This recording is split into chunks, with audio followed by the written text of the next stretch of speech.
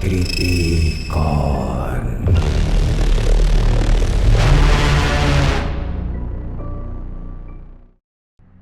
Secret Santa एक game है जो आमतौर पर क्लासरूम में और ऑफिस में खेला जाता है। मुझे यकीन है कि आप जानते होंगे कि ये क्या है, लेकिन अगर आप नहीं जानते तो मैं आपको शॉर्ट में बताती हूँ। हर किसी को सीक्रेट तरीके से गिफ्ट देने के लिए एक रैंडम कोवर्कर असाइन किया जाता है। आमतौर पर $15 के आसपास प्राइस कैप होता है। ये आमतौर पर काफ़ी दिलचस्प होता है क्योंकि हमें कोवर्कर्स के बारे में एक दो बातें पता चलती है जब हम उनके इंटरेस्ट और बाकी चीज़ों के बारे में पता लगाना शुरू करते हैं। 10 में से 9 बार आपको बस प्यारी प्यारी बातें पता चलती है, जैसे कि गुस्से में दिखने वाला वो आदमी फूलों को उगाने का शौकीन है। ऐसे ही कुछ आम बातें। हम हमेशा सीक्रेट सेंटा का इंतज़ार करते थे क्योंकि यहाँ परिवार जैसा माहौल था जहाँ हम सभी एक साथ ज़्यादा से ज़्यादा समय बिताते थे। गॉसिप की छोटी मोटी बातें हमेशा मज़ेदार और शरारती होती थी, लेकिन इस बार मैं वो बदनसीब इंसान थी जिसे उस अजीब आईटी वाले लड़के ने एक गिफ्ट दिया था। उसका नाम स्क्विड है। स्क्विड एक ऐसा लड़का था जिसमें बिल्कुल भी सोशल स्किल्स नहीं थे, लेकिन वो अपने काम में बहुत जीनियस था। जैसा कि उन्होंने मुझे बताया, मुझे स्प्रेडशीट, ईमेल और अमेज़न को छोड़कर टेक से जुड़ी किसी भी चीज़ के बारे में कुछ भी नहीं पता था। मैं फनको पेप नाम का इन अजीब बड़े सिर वाले खिलौने की सीक्रेट कलेक्टर हूँ, ख़ासतौर पर गेम ऑफ थ्रोन्स टाइप के। मुझे शो का बहुत ज़्यादा जुनून है जो एक मजाक के तौर पर शुरू हुआ था। जब मैंने जॉन स्नो का खिलौना खरीदा था, वो जल्दी ही कंट्रोल से बाहर हो गया, जिसके चलते मेरे पास लगभग सभी खिलौने आ गए। आपको मेरे कमरे का सेल्फ दिखना चाहिए।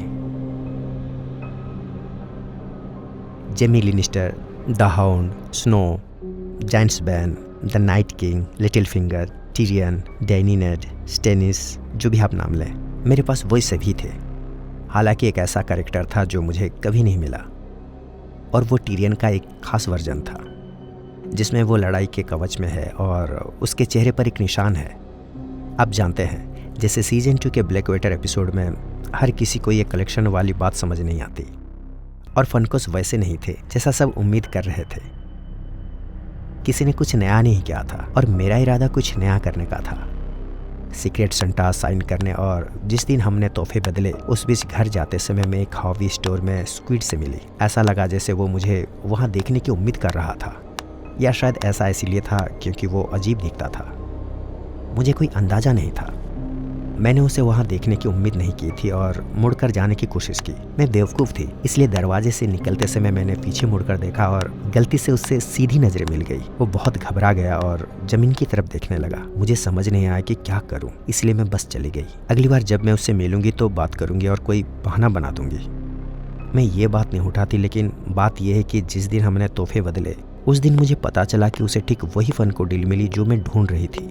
मेरा बोरिंग टिरियन अपने लड़ाई के निशान के साथ, खासकर वो जिसके बारे में मैंने काम पर किसी को नहीं बताया था कि वो मुझे चाहिए, उसे ये कैसा पता चला। ये सोचकर मेरे दिमाग की घंटियां बजने लगी। सबने खूब हंसी मजाक किया और जब उसने मुझे ये दिया तो स्क्विड बहुत घबराया हुआ था। जब मैंने उससे पूछा कि उसे कैसे पता चला तो उसने कहा कि ये बस एक अंदाज़ा था क्योंकि हम स्टोर में इत्तेफाक से मिले थे। जब मैं घर पहुंची तो डॉल को कमरे के कोने में रख दिया। उसे बैग से कभी नहीं निकाला। मुझे ये बहुत अजीब लगा कि उसे खास तौर पर वही डॉल मुझे देने के लिए कैसे पता चला। मैं उसे कलेक्शन में शामिल नहीं कर पाई, लेकिन इसके बजाय मैं अगले कुछ हफ्तों तक उसके बारे में भूल गई। स्क्विड मुझसे उसके बारे में पूछता रहा, खासकर मैंने उसके बारे में क्या सोचा और क्या मैंने उस सभी को सेट किया है। मैं उसे बताती रही कि मैंने नहीं किया और बस इस बात पर और ज़्यादा चिढ़ता रहा। आजकल वो मुझे ज़्यादा दिख रहा है। मैं एचआर में शिकायत करने बारे में सोच रही थी, लेकिन सबको पता था कि स्क्विड ऐसा ही अजीब इंसान है, लेकिन फिर भी काम के लिए उसे सहना पड़ता था। एक दिन उसने मुझसे फिर से पूछा और मैंने हाँ कह दिया। मैंने उसे कहा कि डॉल को मैंने टीवी रूम में सजा दिया है। बेचारा स्क्विड बहुत ज़्यादा शक्की और उससे भी ज़्यादा नाराज़ लग रहा था, जैसे वो सब कुछ देख सकता हो। पता नहीं कैसे स्क्विड को पता चल जाता है जब मैं झूठ बोलती हूँ। खैर, ये बर्दाश्त से बाहर होता जा रहा था। मैं घर आई और सबसे पहले मैंने उसे बैग से निकाल कर फेंक दिया। जैसे ही मैंने ऐसा किया, मैंने देखा कि बॉक्स पर लगी फैक्ट्री सील फटी हुई थी। मैंने ध्यान नहीं दिया, लेकिन उस पर मास्किंग टेप लगा हुआ था, जैसे कि उस बात को छिपाने की कोशिश की गई हो। किसी को बॉक्स से निकालते हुए पकड़ा गया और उन्होंने उसे ठीक कर दिया हो, मुझे नहीं पता। खैर, मैंने उसे ध्यान से देखने के लिए बॉक्स से बाहर निकाला। मेरे मन में ये जानने की इच्छा थी कि क्या उस कमीने ने अंदर कोई नोट डाला है, लेकिन अंदर सामान्य चीज़ों के अलावा कुछ नहीं था। मैंने तुरंत 2 बातें नोटिस की। एक तो यह गुड़िया सामान्य से ज़्यादा भारी थी। जैसा कि मैंने पहले कहा है कि मैं काफ़ी समय से ये चीज़ें इकट्ठा कर रही हूँ, इसलिए मुझे पता है। दूसरी बात ये थी कि सिर में दरार थी। मैंने करीब से देखा और पाया कि दरार असल में पूरी सिर के चारों ओर थी। मैंने उसे 1 सेकंड के लिए छुआ और देखा कि ये असल में एक जोड़ था। फिर छुआ और देखा कि उससे खुला गया था। सिर बहुत आसानी से अलग हो गया और जैसे ही बाहर हुआ उसमें से ये छोटी सी चीज़ गिर गई। ये एक प्लग जैसा लग रहा था, लेकिन फिर मुझे एहसास हुआ कि प्लग के रिसीविंग हिस्से पर एक छोटा सा शीशा लगा था। मैंने करीब से देखा और ये छोटी सी लाल बत्ती दिखी। फिर मुझे समझ आया, ये कैमरा है जिससे कि ये घर पर बनाया गया था। जैसे ही मैं कमरे के पार फेंकने वाली थी, बत्ती बंद हो गई। स्क्विड को पता चल गया कि मैंने उसे पकड़ लिया है। मैंने उसे 3 प्लास्टिक बैग में लपेटा और एक डिब्बे में रख दिया। उसे अपने घर में रखने के ख्याल से ही डर गई, लेकिन मुझे उसे एचआर को दिखाना था। जब मैं अगले दिन काम पर पहुंची तो स्क्विड गायब था। पता चला कि उसने आखिरी समय में फ़ोन करके कहा कि वो नौकरी छोड़ रहा है। पता चला कि उसने पिछली रात कुछ समय पहले अपना पूरा हार्ड ड्राइव डिलीट कर दिया था।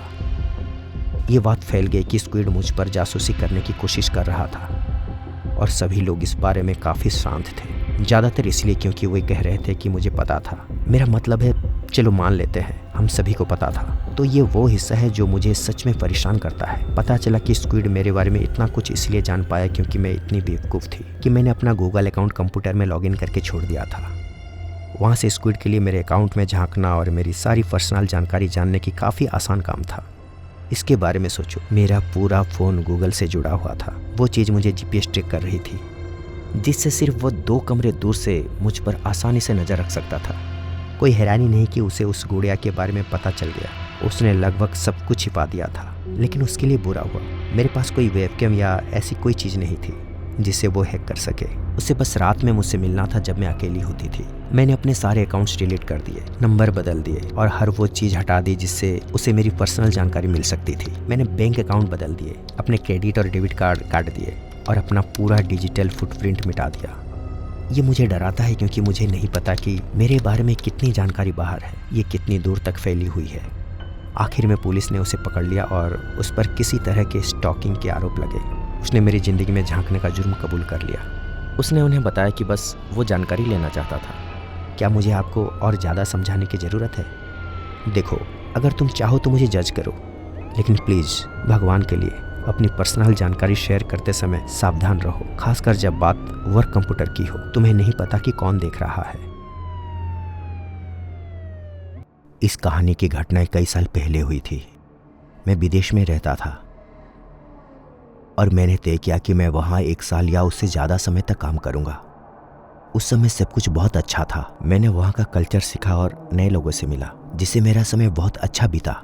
लेकिन छुट्टियाँ के समय, खासकर क्रिसमस के आसपास, मुझे बहुत अकेलापन महसूस होता था। मुझे घर की याद आती थी। मेरा परिवार और दोस्त अभी भी यूनाइटेड स्टेट्स में रहते थे और वे मुझसे मिलने नहीं आ सकते थे। अपनी नौकरी की वजह से मैं उस समय यूरोप में फंसा हुआ था। क्रिसमस पर मैं अपने अपार्टमेंट में घर पर ही रहा। मैंने फिल्में देखने का फैसला किया। कुछ घंटे नेटफ्लिक्स देखने के बाद मैं बोर हो गया और कुछ ऐसा ढूंढ रहा था जिससे मेरा कुछ देर के लिए मनोरंजन हो सके। जब मैं हाई स्कूल में था तब की एक छोटी सी बात बताता हूँ। मेरे दोस्त और मैं सो कॉल्ड डार्क वेब या डीप वेब को देखते थे। हम सभी कंप्यूटर के बारे में काफ़ी जानते थे और सोचते थे कि इतनी कम उम्र में इसे एक्सेस कर पाना बहुत कूल बात है। हमने मज़े करने के अलावा और कुछ नहीं किया, क्योंकि हमें डर था कि कहीं हम कुछ ऐसा ना देख लें जो हमें नहीं देखना चाहिए। खैर, अब सीधे आज की बात पर आते हैं। और मैंने लगभग 10 सालों से ऐसा कुछ नहीं किया था। मैंने सोचा कि ये शांत क्रिसमस की शाम को डार्क वेब सर्च करना ही रोमांच है जिसकी मुझे तलाश थी, और मैंने सोचा इसमें क्या गलत हो सकता है। मैंने दर्जनों डेड एंड लिंक और पेज सर्च किए और सच में किसी भी चीज़ ने मेरी दिलचस्पी नहीं जगाई। और 1 घंटे के बाद मैंने सोचा कि अब सोने का समय हो गया है। मैंने अपने कंप्यूटर और सब कुछ बंद कर दिया और बाथरूम चला गया। जब मैं बाहर आया तो मैंने देखा कि मेरी वेबकैम स्क्रीन खुली हुई थी। थोड़ा नासमझ होने के कारण मैंने इस बारे में कुछ नहीं सोचा और बस उसे बंद कर दिया। जैसे ही मैं मुड़ा, वो फिर से खुल गई। जब मैं खड़ा होकर कई सेकंड तक यह समझने की कोशिश कर रहा था कि क्या हो रहा है, तो मेरी जेब में मेरा फ़ोन वाइब्रेट हुआ। ये एक प्राइवेट नंबर से आया टेक्स्ट मैसेज था जिसमें लिखा था, मैं तुम्हें देख रहा हूँ। डर कर मैंने अपनी लाइटें बंद करने और कंप्यूटर बंद करने का फैसला किया, लेकिन इससे पहले कि मैं ऐसा कर पाता मेरे डेस्कटॉप पर एक ईमेल पॉपअप हुआ। ईमेल में मेरे अपार्टमेंट बिल्डिंग की एक तस्वीर थी। मैंने अपना कंप्यूटर अनप्लग किया और किचन से एक चाकू लेकर अपने अपार्टमेंट के कोने में खड़ा हो गया। कंप्यूटर अनप्लग करने के तुरंत बाद ही एक और टेक्स्ट आया जिसमें लिखा था, मुझे उम्मीद है कि आपके दरवाजे बंद होंगे। मुझे समझ नहीं आ रहा था कि क्या हो रहा है। मैं सदमे में और डर से जम गया था। मैं बस यही सोच रहा था कि जब मैं डार्क वेब पर था तभी कुछ हुआ था और मुझे नहीं पता कि क्या हुआ था। घंटों तक मैं अपने अंधेरे अपार्टमेंट में खिड़कियों और दरवाजों को घूरता रहा। हर छोटी सी आवाज़ से मैं डर जाता था। जब भी मुझे हॉल में किसी की आवाज़ सुनाई देती मैं खुद को बचाव के लिए तैयार कर लेता था। अब भी एक क्रिसमस की रात थी और आधी रात हो चुकी थी। हॉलवे में इतना आना जाना नहीं होना चाहिए था, लेकिन मुझे सुनाई दे रहा था। पूरी रात मुझे इधर उधर कदमों की आवाज़ सुनाई देती रही। लगभग 8:30 बजे किसी ने मेरा दरवाज़ा खटखटाया। मैं धीरे धीरे दरवाजे के पास गया। जब मैंने पीप हॉल से देखा तो मैंने देखा कि वो मेरा पड़ोसी था। मैंने दरवाज़ा खोला और उसे नमस्ते किया। उसने लगभग उत्साहित आवाज़ में मुझसे कहा कि मुझे उम्मीद है कि आपका क्रिसमस अच्छा रहा होगा। मैंने बस सिर हिलाया और कहा, आपको भी। अपनी खुशमिजाज सुबह की आवाज़ में उसने फिर कहा, आज सुबह किसी ने ये चिट्ठी मुझे दी है और कहा कि ये आपके लिए है, लेकिन उन्होंने कहा कि वो किसी वजह से आपसे बात नहीं कर सकते। मैंने चिट्ठी ले ली, ये जानते हुए कि ये असल में कहाँ से आई है। मैंने पूछा वो कैसा दिखता था और उसने जवाब दिया, वो एक लड़की थी। वो सुंदर थी, तुम्हें पता है, काले बाल, प्यारी मुस्कान। मैंने थैंक यू कहा और दरवाज़ा बंद कर दिया। वहीं खड़े होकर मैंने चिट्ठी खोली। ये एक क्रिसमस कार्ड था जिसके सामने सेंटा बना हुआ था और कार्ड के अंदर लिखा था, मुझे उम्मीद है कि आपका क्रिसमस अच्छा रहा होगा। मुझे दुख है कि तुम मुझसे और मेरे दोस्तों से मिलने के लिए हॉल में नहीं आए। मुझे लगता है अगले साल फिर मौका है। Happy Christmas. मैं उसी पल वहाँ से निकल गया। मैंने अपनी ज़रूरत की कुछ चीज़ें ली, फिर एक होटल में चेक इन किया। मैं कुछ रातें वहाँ रुका और फिर अमेरिका लौट आया। मैंने अपने बॉस को बताया कि मुझे कोई मेडिकल इमरजेंसी हो गई है और मुझे अमेरिका में अपना कॉन्ट्रैक्ट पूरा करने में काफ़ी ईजी होगा। मैंने कभी पुलिस से संपर्क नहीं किया और अपनी पूरी ज़िंदगी में इतना डरा हुआ कभी नहीं था। हर बार जब मैं इंटरनेट पर जाता हूँ मैं थोड़ा घबरा जाता हूँ और इसका इस्तेमाल सिर्फ अपने काम के लिए करता हूँ, पर्सनल इस्तेमाल के लिए नहीं। इतने सालों में मेरे साथ ऐसा कुछ दोबारा नहीं हुआ। शुक्र है उसे एक घटना के बाद कोई फॉलोअप नहीं हुआ। मैं अब भी सोचता रहता हूँ कि उस रात जब मुझे टारगेट किया गया था तो मैं किस चीज़ के चक्कर में पड़ गया था। अगर आपको थोड़ी सलाह दे सकता हूँ तो डार्क वेब पर नए होने के नाते इधर उधर ना भटकें, खासकर क्रिसमस पर। 2015 मैं न्यूयॉर्क शहर में एक ऊंची बिल्डिंग के छत पर पार्टी कर रहा था। वहाँ एक छोटा सा प्लेटफॉर्म एरिया था जहाँ कुर्सियाँ और मेजें लगी हुई थी। रेलिंग के चारों ओर किसी ने लाल और हरी क्रिसमस लाइटें लगाई हुई थी। प्लेटफॉर्म पर हम 6 लोग थे जो ड्रिंक कर रहे थे, सिगरेट पी रहे थे और शहर का नज़ारा देख रहे थे, लेकिन ठंड हवा की वजह से वहाँ रुकना मुश्किल था। मैं दोस्तों के साथ शहर घूमने आया था और जब मुझे ठंड ज़्यादा लगने लगी तो मैं अंदर चला गया और ऑफिस में काम करने वाले लोगों के साथ घुल मिल गया। लगभग 45 मिनट बाद मैं सिगरेट पीने के लिए फिर से बाहर गया और खुद को प्लेटफॉर्म पर अकेला पाया। मैं सीढ़ियों से नीचे उतरा और किनारे में पेशाब करने लगा। हवा लगभग मेरे उंगलियों के बीच से सिगरेट छीन रही थी। मैं मुड़ा और अपनी कोहनियों को रेलिंग पर रखा और अपने पीछे वाली बिल्डिंग को देखने लगा। उस पर एक लंबा सा शिखर था जिसके ऊपर कम ऊंचाई पर उड़ने वाले हवाई जहाज़ों को अलर्ट करने के लिए एक चमचमाती हुई लाल बत्ती लगी थी। जैसे ही मैंने उसे देखा मैं रुक गया और मेरे होठों से सिगरेट गिर गई। शिखर पर कुछ था, कुछ जिंदा। पहले हवा और नीचे ट्रैफिक की हल्की आवाज़ों की वजह से मेरा ध्यान भटक गया था, इसलिए मैंने धातु से किसी चीज़ के टकराने की आवाज़ नहीं सुनी थी। टावर की लाल रोशनी जल बुझ रही थी और मैं हल्के से देख पा रहा था कि कुछ सांप की तरह लिपटा हुआ शिखर के नीचे आ रहा था और जब लाल रंग की रोशनी कुछ सेकंड के लिए उस पर पड़ती थी तो उसके शरीर से रोशनी चमक रही थी। मैं हैरान खड़ा रहा। मैं अपनी जेबों में बिना देखे अपना फ़ोन ढूंढ रहा था। मेरा शरीर धीरे धीरे हिल रहा था, जैसे कि मेरी सहज बुद्धि मुझे बता रही थी कि कोई भी अचानक हरकत करना गलती होगी, और धीरे धीरे वीडियो बनाने के लिए अपना फ़ोन निकालने लगा। उस चीज़ से अपनी नज़रें नहीं हटा रहा था। वो हिल रहा था, खंबे से नीचे फिसल रहा था, जैसे बर्फ के टुकड़े से पानी की एक बूंद नीचे गिरती है। मुझे याद है मैं सोच रहा था मुझे चिल्लाना चाहिए या नहीं। जैसे ही मेरे हाथ में मेरे सेलफोन आया, उस चीज ने 2 बड़े चमगादड़ जैसे पंख फैला दिए। शिखर के ठीक नीचे लैंडिंग पर एक सामान्य आकार का अमेरिकी झंडा लटका हुआ था, जहां मुझे लगा मेंटेनेंस वाले लोग खड़े होते होंगे। हर पंख झंडे के आकार से आसानी से 2 गुना था। मैंने अपना पर्स और फोन गिरा दिया और ऑफिस के अंदर वापस भागा। मेरा पैर फिसल गया और मैं कॉलिंग पर मुंह के बल गिर गया। मुझे अपने पीछे ठंडी हवा की एक झोंका महसूस हुआ, जो मुझे ऐसा लगा जैसे समुद्र तट पर कोई लहर जोर से टकराई हो। मैं रोने लगा और अपनी ही सांस में मेरा दम घुटने लगा। मुझे पक्का यकीन था कि किसी भी पल मुझे अलार्म सुनाई देंगे और शहर में सर्च लाइट्स घूमती हुई दिखेंगी। मेरा मतलब है, इसे देखने वाला मैं अकेला तो नहीं हो सकता था। ये न्यूयॉर्क सिटी थी, देश के सबसे ज्यादा आबादी वाले इलाकों में से एक। मैंने चिल्लाकर किसी से पुलिस को बुलाने के लिए कहा और घबराकर टीवी पर चैनल बदलने लगा। मुझे यकीन था कि एंडरसन कूपर या कोई न्यूयॉर्क के ऊपर आसमान में उड़ने वाले किसी जीप के बारे में कोई ब्रेकिंग न्यूज़ देने वाला है, लेकिन कुछ नहीं था। मेरे साथियों ने मुझे शांत करने की कोशिश की और मैं सिसक कर उन्हें बताने लगा कि बाहर कुछ था जिसके पंख थे।